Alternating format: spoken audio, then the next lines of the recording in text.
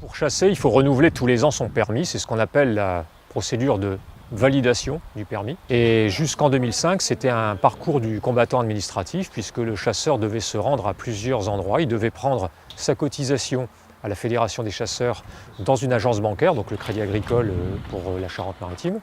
Il devait ensuite prendre une assurance individuelle puisque c'est obligatoire. Il devait enfin se rendre en perception pour payer un impôt qu'on appelle la redevance cynégétique et une taxe d'État.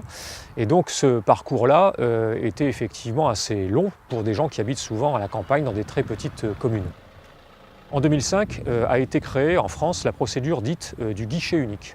Alors ça consistait à confier toutes ces démarches aux fédérations départementales des chasseurs, ce qui les a obligés donc à investir dans du matériel et dans des logiciels pour créer une véritable base de données de tous leurs adhérents et de leur proposer de valider leur permis directement à la fédération avec un paiement unique.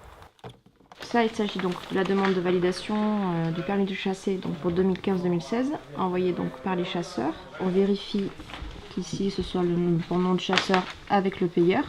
Et également donc bien vérifier qu'il ait choisi la bonne formule en fonction du montant donc du chèque. Aujourd'hui, donc presque 10 ans après cette évolution-là, on constate que les chasseurs, pour quasiment 3 sur 10, ne se déplacent pas et valident par Internet avec un paiement sécurisé pour recevoir ensuite chez eux tous les documents pour être en règle au moment de la saison de chasse. On a encore à peu près la moitié d'entre eux qui font cette démarche par courrier.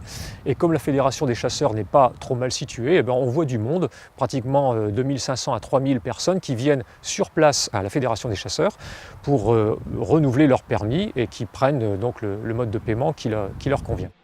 J'aime bien moi venir là, et puis comme ça on est en contact, et puis des fois ça permet de rencontrer quelqu'un d'autre. Vous pouvez aller vous asseoir, ma collègue va vous l'apporter. Merci. Là, le carré noir, c'est la recherche dans le fichier FINIADA des interdits d'armes.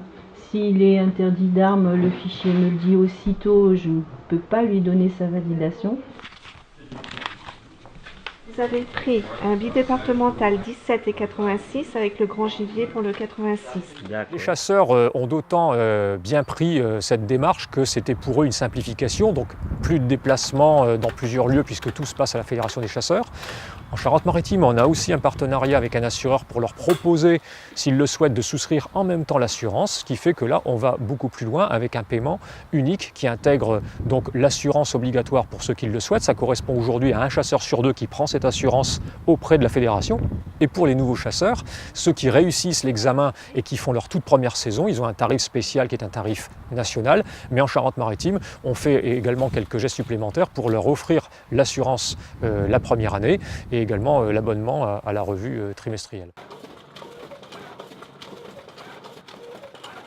On sent bien qu'aujourd'hui, passer le permis de chasser et renouveler le permis de chasser est quelque chose de relativement simple sur le plan formel.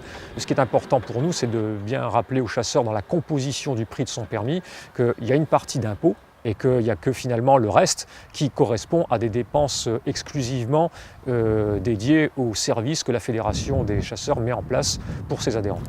Les validations annuelles ont été éditées, nous les emportons à la poste pour qu'elles partent chez leur destinataire.